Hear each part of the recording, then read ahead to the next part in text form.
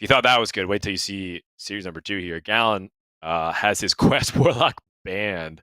Look at that respect from Monsanto. Warrior is let through, TJ. Warriors is not much worse, honestly. I actually think Warrior's just overall better against this one, the Quest Warlock. But, sometimes it doesn't come down to that, right? Because his Priest has almost no chance to beat the Quest Warlock, where it has a decent chance to beat the Warrior. And the way these lineups match up, the deck that Monsanto's the most worried about is the Priest getting a win through. So if he makes the matchup spread for his worst deck better, then he's willing to sacrifice percentage points in all of his other matchups by leaving Warrior up. And we've seen a lot of players try and do that and have a good amount of success with it. So even though Warrior's probably just going to be played and get a win real quick in the series, it's not the deck to focus on. It's whether or not the Priest from Monsanto, I think, can find a way to win a game.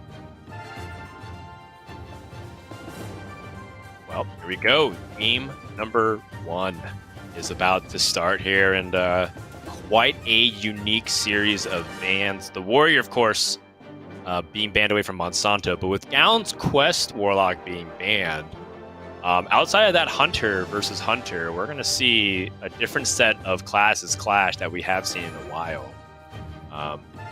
Just because we haven't seen Warrior being played very much lately. No. Last week, I don't think we saw it at all in Americas, did we? I'm pretty sure even the players that were bringing Priest were banning it. So, maybe Papa Jason had one game where he played it. I think that's the only one. But another thing kind of funny about it is players go into these matches assuming, most of the time assuming that Warrior's going to be banned. How much practice are they honestly putting into the deck with all the changes that have been made? I assume some, but with so many decks to test after metagame changes, maybe players aren't as practiced on the deck as they should be.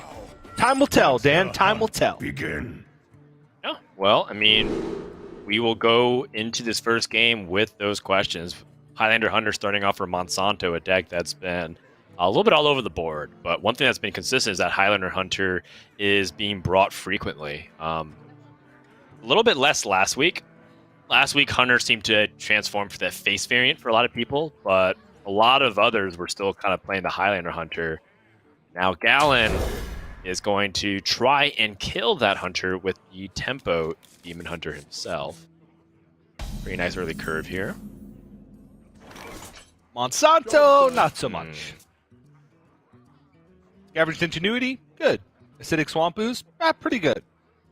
Other two, The fires of vengeance No way. burn bright.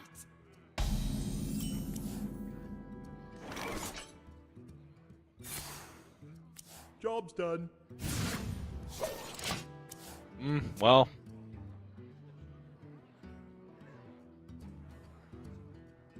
Zixer would have been a little bit better fight for the board, but at least the Diving Griffin can draw the Zixer, potentially. At least he had the Scavenger's Ingenuity to begin with, so he can find some semblance of board control. Yeah, and right now I think that Sightless Watcher is kind of important here because without things like the Crimson Syndrome Runner to help fill out your curve, and you have a little bit more clunkier cards that cost more mana, you can carefully plan out your curve.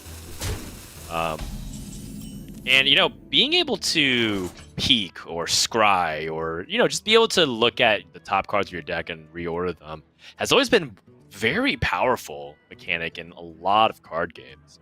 So, the fact that people still were debating about Sightless Watcher was kind of surprising to me for a while because it seems like such a good effect. Yeah. The nerf to Crimson Syndrome Runner just kind of gave players an excuse to run it, and I think Right. players are discovering the value. Like, just look at the game Bloody Face's Demon Heart versus Druid game, where he was able to Sightless Watcher on 4 and make sure that he drew a Warghost Vaznov. He didn't draw that, he was dead. So Sightless Watcher ended up being a pretty massive tool, and that's just one instance. It happens more often than you think, where you can pick up something to fit your game plan, and even like in the later stages of the game, maybe have an additional chance to hit Skull when you're starting to run out of resources. Seems good to me. Yep. Down still very much in the driver's seat. Cards like Driving Griffin, not that useful when there's board this wide, but at least the Hound's it's got a lot of utility here.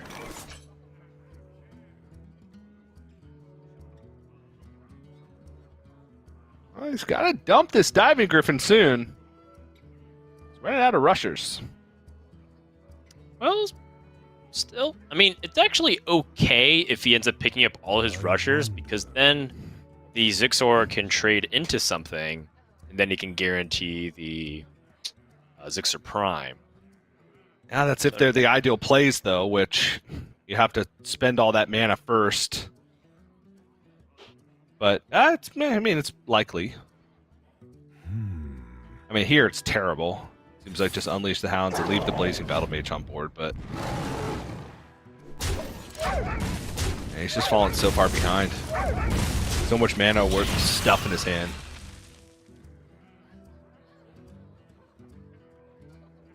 Your opponent kind of demonstrated inability to deal with a wide board, but at the same time, or rather, they showed the Unleash the Hound, so they did answer a wider board, but at the same time, the removal options for cards like Kane's Sunfury are going to be more difficult too. Demons. Demons. I wonder if there's any merit to playing Volpera's Scoundrel. It feels just a lot weaker. You're losing out on 3 stats, you're floating a mana. Yeah. The one maybe small argument to it is that he knows that Diving Griffin is likely the beast that was picked up. Because if it was Zixor, it would have most likely been played on 3 because it lined up nicely on the board. Could be Phase Stalker as well, but again, you know, 4/5 Phase Stalker on that turn 4 play to be able to pull one of the Secrets from the deck seemed decent as well. But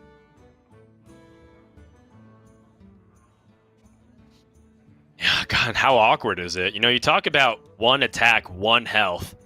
Small nerfs like that. Faceless Corruptor just coming out as a 4/4 feels way too weak. But, you know, just that Diving Griffin being able to get that buff was still huge.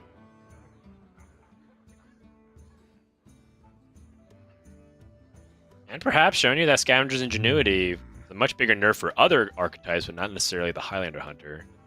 The Highlander Hunter, the way I've always kind of approached it, and I was actually talking about this on Hearthstone with Firebad and Kibler earlier this week, is that it felt like Highlander Hunter played Scavenger's Ingenuity primarily just to draw the good half of their deck. Like things like Phase Stalker, Diving Griffin, and Scavenger's Ingenuity, it all just kind of helps you draw those cards so you don't have to manually get to them. And then you can just play Diamond Brand, Dragon Straza, Zephyrus. yeah, whereas alternatively, Face Hunter just wanted to draw the board so they could get more burst damage. I guess Phase Stalker was always good in that situation too, but I mean, we just don't see any Face Hunter now this week, so Right. And that was a single card change. It's pretty impactful. All right, well. So Galen knows Zixor is in the hand. He also knows that it's not possible for his opponent to play Dire Tamer Brand. So if he plays it a little bit slower, he's actually not going to get punished. I'm gonna win big. Talk about burst damage. Inner Demon, potentially huge. Consume Magic helps him draw if he doesn't like any of these options. Chaos Nova is a reactive card, and it feels like you just want to be proactive. The thing about Inner Demon that I like is that it gives you Metamorphosis next turn into coin Inner Demon on the following turn. So you get to push out, you know, bajillion damage. It's roughly a bajillion. Yes. Problem is, those turns both completely ignore development. Yeah, but I don't feel like you're going to win the board versus the Hunter. Oh, wow. it doesn't feel like to me you're gonna win the board versus the hunter. Yeah, but a single bone wraith makes that plan impossible because that's all of your mana over two turns. I suppose, and that's why consume magic is important. But Yeah. actually, here's the thing that makes the most sense to me. I forgot about Altruist being in the hand. Gallon having cheap cards just gives him the ability to Altruist combo, and I think that's exactly what's on his mind here. Yeah. So he can Metamorphosis next turn, hero power, then Altruist consume magic special sight for the win on 7. Which is exactly lethal, I think, if all these minions get cleared. No, he'd be a little bit off 12 minions get cleared, but he's anticipating maybe one of these minions sticking. But either way, I actually like that because that's a turn quicker than what we were describing, because the Inner Demon actually wouldn't kill either. Yeah. And it just lacks flexibility. Yeah. Decision time here for Gallon, because that Skull of Gul'dan is also pretty appetizing that you have Altruist in hand with a bunch of other cheap cards. Demons.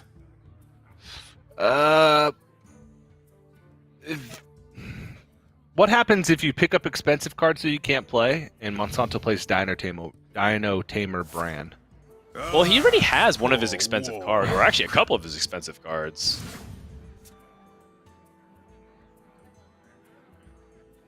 I guess the answer to your question is, if he plays Dino Tamer Bran, I guess Gallon's response would be to just kill him.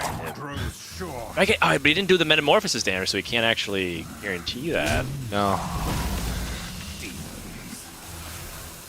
Interesting. So another deviation here from Gallon, recognizing that Skull of Gul'dan is the safest to play now. But yes, Dino Tamer Brand is a significant power spike here. Pushes 8 damage, but another follow-up to that is Gallon is so healthy that he can actually completely absorb 2 hits of Dino Tamer Brand and still be out of range of lethal out of a lot of what this deck can do. Yeah. So once more, Gallon weighs the risk of, if he does have Dino Tamer Brand, well, I go down to 18, 16 at worst, but he's still leaving up a minion. And I get the opportunity to potentially clear the board. Gallon, anticipating this, goes for the bump just to make sure that Altruist can't punish as easily. Oh, and Gallon picks up the Glaive-bound Adept. But he does have the Metamorphosis. So Metamorphosis I-Beam allows Gallon to actually deal with this, get out 5 mana out of the way. I grow impatient. And has an opportunity to go off next turn with Altruist. He would die to Zephyrus? Would you? You're at 21 and there's only 4 on the board. Oh, sorry. You thought that I was gonna say. I was saying that you would I-beam like the Primordial Explorer. I was saying you would Metamorphosis I-beam. You would kill the King Crush. King Crush. Yes. Okay. So then you can set that up, and then you have 5 damage bursts next turn. Oh my! He's going for the big play. He's just gonna set up 2-turn lethal. If you have it, you have it. Well, he doesn't die to just Zephyrus actually. It's a little off, right? Because Zephyrus would offer Wind Fury would be the maximum damage in that situation. So he'd need Corrosive Breath, Zephyrus Wind Fury, which seems incredibly unlikely. Well, I mean, 1 card off. Yeah, it'd be Zephyrus and change. Yeah, it would. He would need a little bit extra. And the deck actually. I guess the direct damage is not that prevalent because Zephyrus Wind Fury Hero Power is already 6 mana, so it'd have to be additional damage for 2 mana or less, which is only the Corrosive Breath.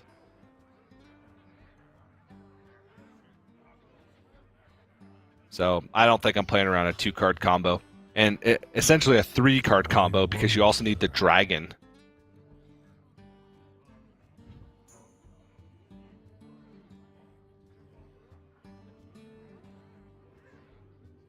Yeah, what's the best possible way to stop this? And I think that if Monsanto stops, I think it might actually be a Taunt and Wind Fury combination. That sounds really weird, but like he needs to taunt, right?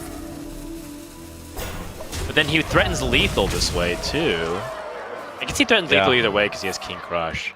But I mean, the Consume Magic helps him get through, so Gallon has that lethal very much. Yep. And very careful planning from Gallon that really kind of hedged in a bunch of different directions. Yeah, honestly, pretty difficult to navigate there once like the skull was drawn. Like he had a decent burn plan available to him, but realized that he was missing like a couple, key pieces of damage.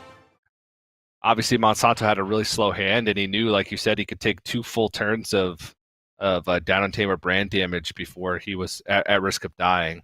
And then weighed the pros and cons of playing around a very specific 3-card out for Monsanto for lethal. And, once you think of it that way, it's like, all right, no way to draw cards. He hasn't even drawn through half his deck yet. That's right. Just take the risk and go for it because it's essentially a guaranteed lethal setup.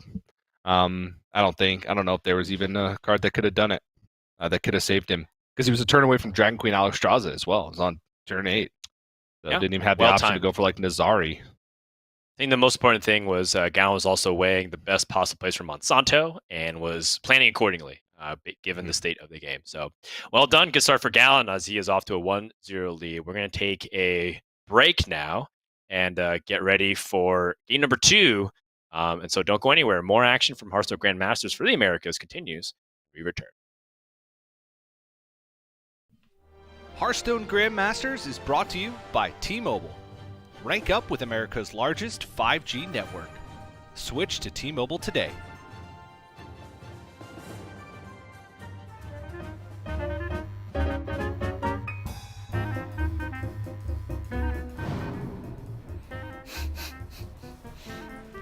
Useless spec? Nope. 쓸데없는 정보? 생각이 안 나네. A useless fact I know is a day is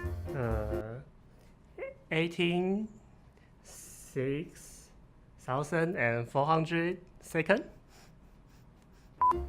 제 친구가 요리 유튜브를 시작했는데 구독자가 지금 700명 넘었어요. 아, 나 근데 이런 거 잘하는데. 근데 최근에 아는 거 있어요. 밥에다가 그 귤이랑 김이랑 해서 먹으면 연어 초밥 맛이 난대요. 귤이랑 김이랑 싸가지고 간장에 찍어 먹으면 약간 연어 초밥 맛 난다고 해요. 믿을 만한 소스가 알려졌어요.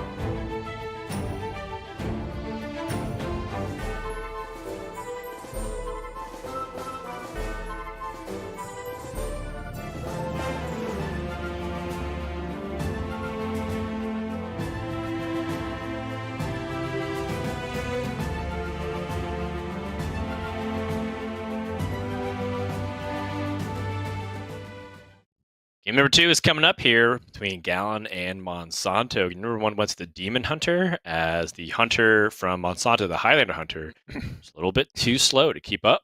And it seems like Demon Hunter gets the win a lot of the times. People tried targeting in the past couple of weeks, but wasn't really successful. It doesn't seem to be that particularly successful this week either, as it seems like most people are orienting their strategies around Priest. Which is pretty surprising to me, given that we don't have that many priests featured, and we might see priests continue to struggle in Grandmasters here. But Gallon has already the Warrior, which got to feel great. You have that Warrior, like, okay, I feel very likely to at least win 2 games this series, and it comes down to whether or not your Highlander Hunter can get a win, which we all know it's capable of. Even in the worst matchups, Highlander Hunter just draws the right curve and has a very hard opening stop. And there's not really any bad matchups for the Highlander Hunter. Spell Druid can be one of them, but that's like, Glowfly Swarm stuff very early on to the game. A lot of times I can piece together enough damage to be able to snowball, at least threaten later on. That's the worst one, I think, left up in the series. Priest, though, is a breeze for Highlander Hunter. Throughout the mid-game or later in the game, just pressing hero power every turn is enough to kind of put pressure on Priest. Let alone the fact that they're essentially at 8 less life because of the looming threat of Dino Tamer Bran. So that's the matchup Gallon's probably hoping for with that deck. But we're going to get to see it against the Spell Druid now, and this one's a little bit tougher. But still, I wouldn't call it its worst matchup, but it can be difficult. You're relying on sticking an early game board and getting an early game damage, and then trying to close things out before things get out of control. With the Glowfly Swarm nonsense, because you do lack wide board clears outside of Zephyrus. Unleash the Hounds is very rarely enough. Yeah, Ooh. Get ahead if possible. But, when that board comes out and you don't have that Zephyrus, it's tricky. A lot of times I don't even usually answer the board with Zephyrus. I just freeze and push damage to try and hope I can do enough. Honestly, there's not really that many wide board clears. Like, Lightning Storm is effectively the only one that you can play on curve to answer Glowfly Swarm. And that's on curve, because sometimes Glowfly Swarm comes out with Fungal Fortunes, then Innervate Coin, Glowfly Swarm, and then there's just nothing that Zephyrus can do to answer Portfolio 2 and 4. There's just not enough wide board clear in the game. And Lightning Storm even can sometimes let the Druid redevelop. So, freezing plus pushing damage is probably a good strategy.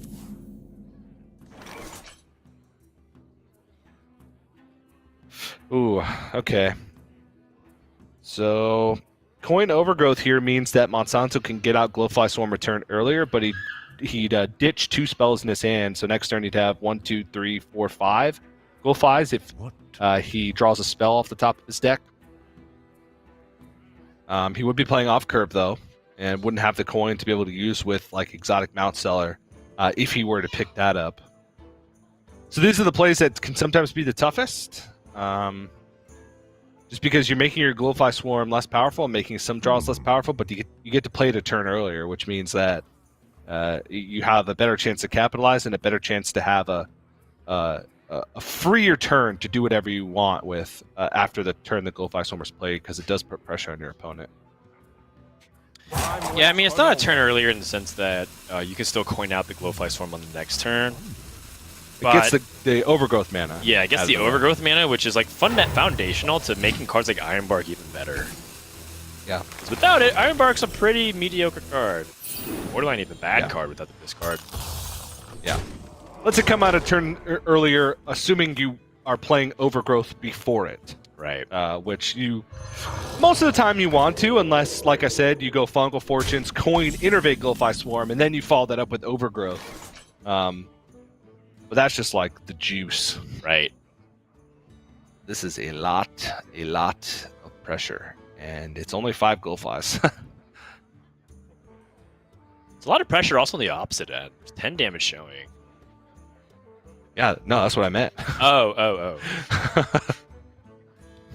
Yeah, and I wonder if Gallon can maybe like start to consider that if Monsanto goes for Glowfly Swarm now, and he's not holding like the exact 7 mana cards to clean everything up, is it better for him just to potentially just push all face here? What to do? I mean, he wouldn't die at anything.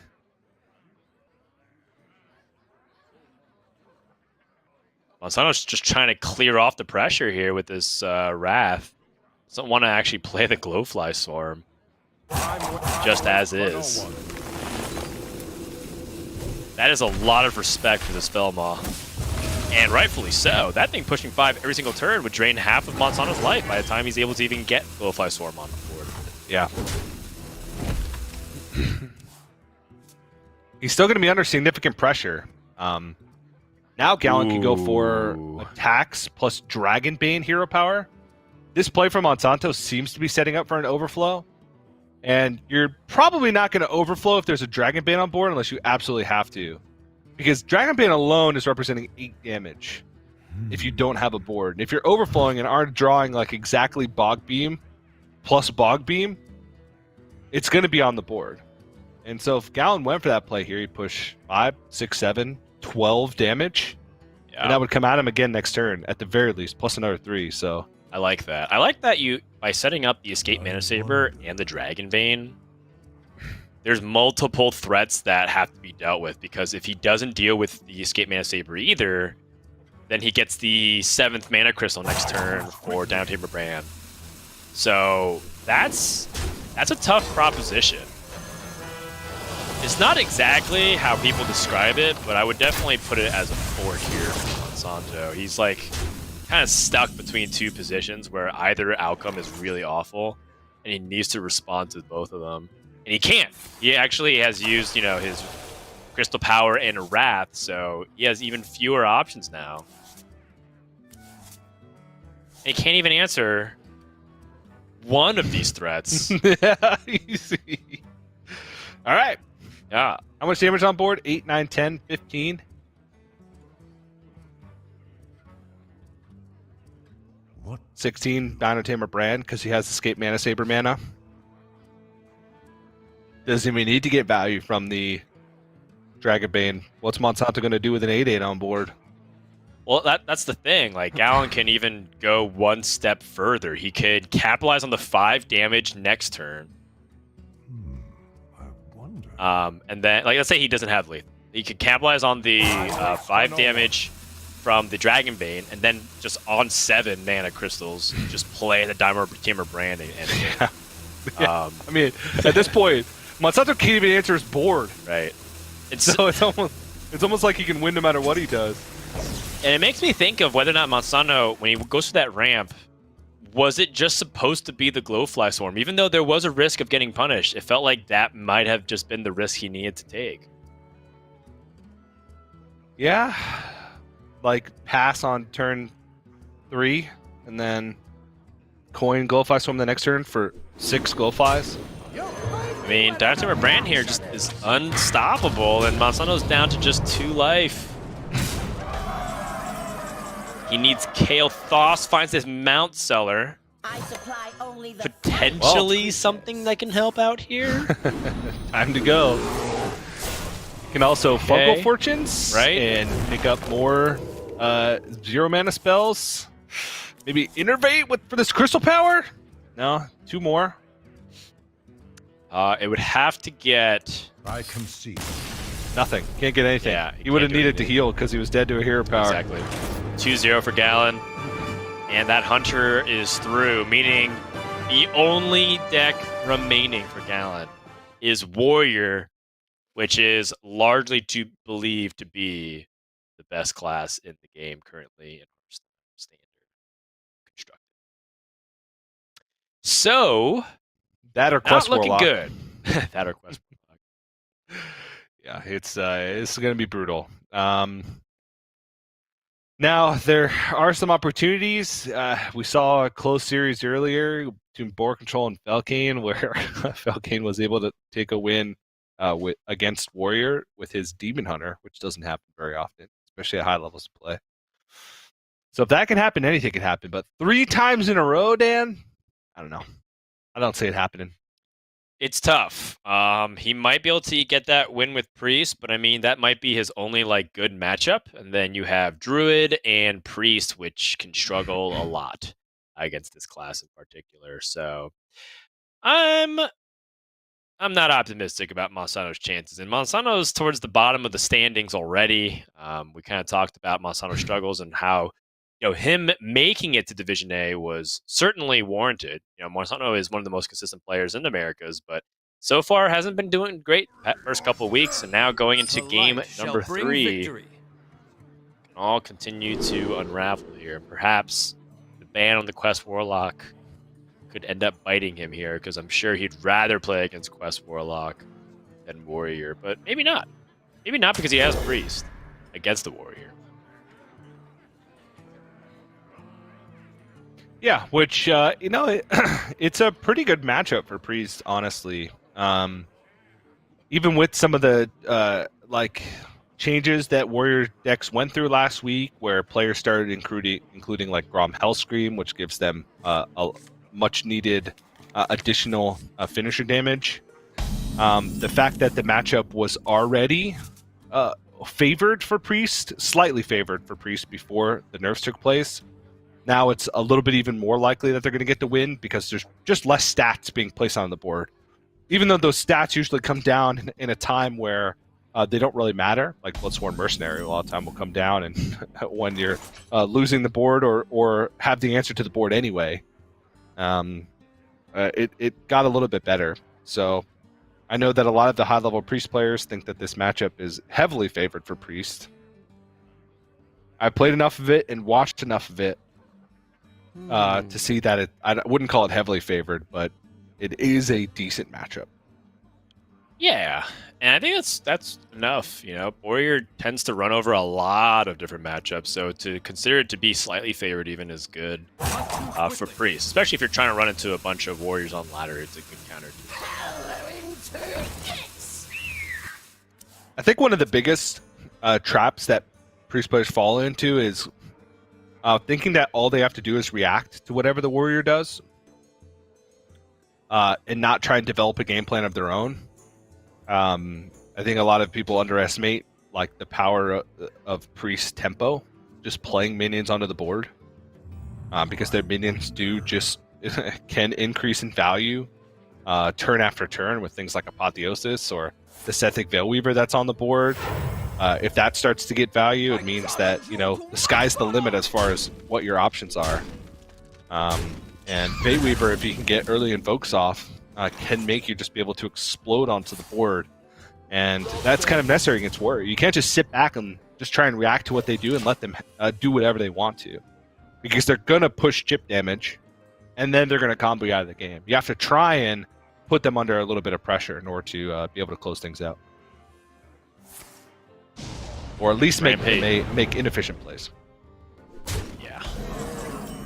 Rampage going to be hard to deal with until he gets that time rip.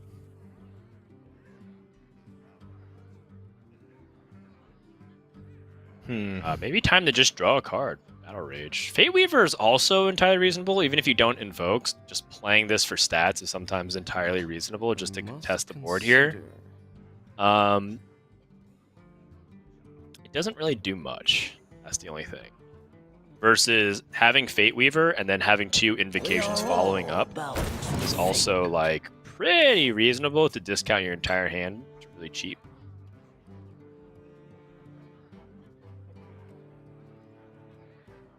It's just a really bad feeling when you don't get to capitalize off Fate Weaver hero power because you basically just played a Chillwind Yeti. Yeah. And, you know, Priest is a class that can really utilize that if they stick Apotheosis, for example. But not going to be a very good play here. And now for Gallon. He's got some awkward stuff. His 2 risky skippers found his way into the hand, which means that Anchor isn't going to be that effective if he draws it. Oh, yeah? All right. What? All right, fine. So I think he's anticipating Monsanto to just have straight up removal here, and then next turn he gets to play Corsair Cash and hit the face with whatever weapon. Yeah, I mean, with double Corsair Cash in hand, that's a lot of damage. Just continuously hitting Monsanto. Right. Each weapon represents 9 damage. Yeah. Oh, I mean, that's a lethal over 6 turns. Yeah, I think he does want to kill the dragon just because Apotheosis activates. Also, he activates his Battle Rage. But it's just the idea that he can push 3 damage every single time. Yeah. Unless Monsanto, of course, plays the Shield of Galakron to put the taunt in the way. I will act as your scapegoat. Don't keep your thoughts to yourself. Ooh. That's a good one. Brute. Yep. Nice. That seems excellent. The only thing is that, I mean, actually, hold on. If Gallon keeps using his health to trade, cards like Bloodboil Brute might be able to actually flip the situation enough to give Monsanto an opportunity to counter-attack. So yeah, that is actually a very nice pickup. So I was thinking about how Priest likes to heal things and keep it healthy anyways, but Bloodboil Brute, it's just a powerful independent card. Yeah. Especially since Gallon's going to try and set up his board to have damage minions to activate his own Blood Boil Brutes in Battle Rage. Right. And so that just makes Monsanto's Battle Rage plus Blood Boil Brute good in itself. Right, he's got like Soul Mirror, Blood Boil Brute, Oh, man. Rampage, or like Battle Rage. That's funny. Gallon's got to go.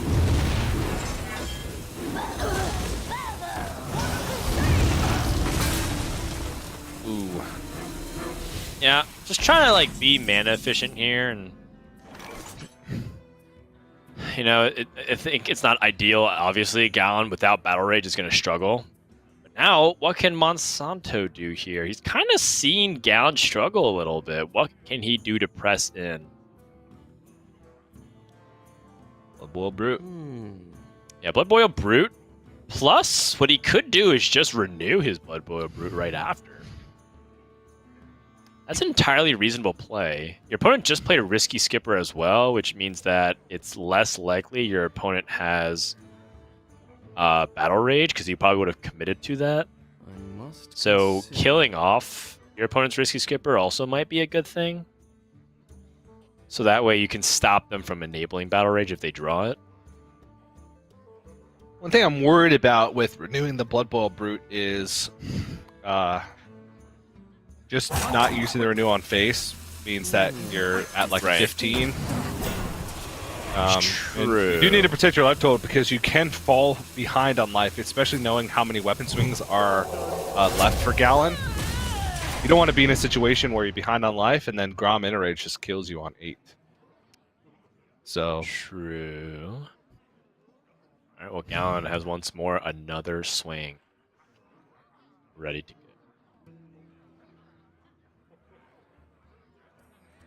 These lackeys haven't been particularly very useful for Gallon. He's been looking for more damage-oriented ones.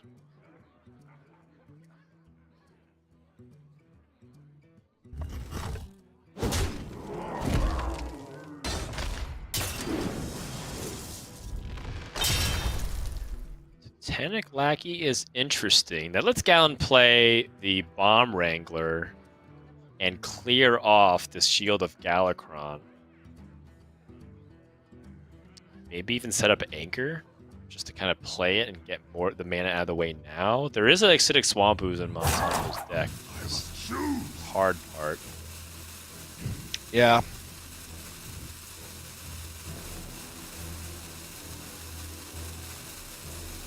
So like this. I think I like Bomb Wrangler. I think.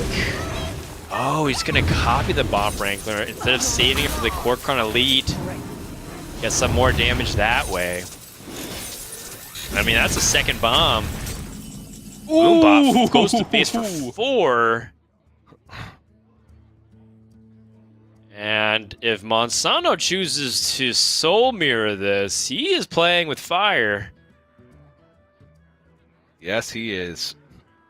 Because we're going into turn 8. He knows that one card in hand is a weapon. I wonder. Live Wire Lancer Anchor. He'd be out there. But Threat of Grom. yeah, Threat of Grom is looming.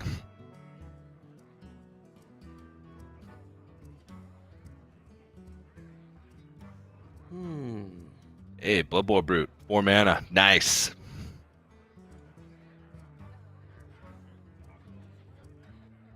Drink your blood. I'm not sure, but it looks like Gallon even just mouthed the words Blood Bowl Brute. Seeing one of the Thought Stolen cards being moused over. Right. Oh, he's gonna Breath of the Infinite and hope that this can absorb some of the damage. Emphasis on hope. I mean, it's still big damage. Still more big damage. He took 11 damage from 3 bombs. And Gallon has the Korkron Elite plus the Anchor, so that's 7 damage from hand. And the Risky Skipper, this could be lethal. It could be lethal. It's a little bit all in. Yeah, I mean, I wonder if you go for it. I think so. There's... It's 50-50 if it hits the face, and if it does... Oh my goodness. That is silly. Poor Monsanto, man. Oh. Wow. Oh, jeez, you hate to see it. All those bombs just did not want to hit that Blood Bowl Brute. They just, every single one's like, all right, I'll kill the Reliquary of Souls, and then 4 bombs, each one being a 50-50 to hit Blood Bowl Brute or face, and they did 13 damage with 4 bombs, which the average damage for 4 bombs is 10. So quite unfortunate for Monsanto to die there, but I mean, Gallon did have, burst damage in deck still. He had way more weapon charges left, but maybe with Renew he's able to stabilize. It's just kind of a rough ending, and seems to be what's been happening to Monsanto in a couple of these weeks of round robin for Grandmasters. Yeah, but I think Monsanto's going to be able to pull it back, but it's going to be tough considering that right now he is really down in the overall standings. Gallon's texting me. That's the first thing he does after he's done playing. Gallon starts to message me and start talking about the plays, and I'm like, I can't break it down for you right now, man. I'm on camera. I'm going to type it out. Can't break it down right now. I'm on camera. Like, DJ. Congrats on win. And he says, oh, okay. Like Thanks, you Gal. didn't know. Come on, man. Yeah. Overall, well done. Definitely a good start to Gallon his season, and I think with that win has also locked in his playoff spot. which is only right considering that Gallon is just on a hot streak right now, just doing really well. His preparation's paying off. And, one of the people to really take gambles with lineups. Two Quest Warlocks have gone through TJ and gotten the win. Yeah, it's nicely done. And he's tied for first place with Bloodyface now. So may even be able to finish the season in first place. Did lose the head-to-head, though. And so if it came down to tiebreakers, like if they both won out from here, Bloodyface would get number 1 seed. Which is mostly for bragging rights, but pretty big bragging rights considering it's Division A. And we've had some crazy meta changes over, just the format changes and meta changes over this season of Grandmasters thus far. But turning to the next series, Eddie versus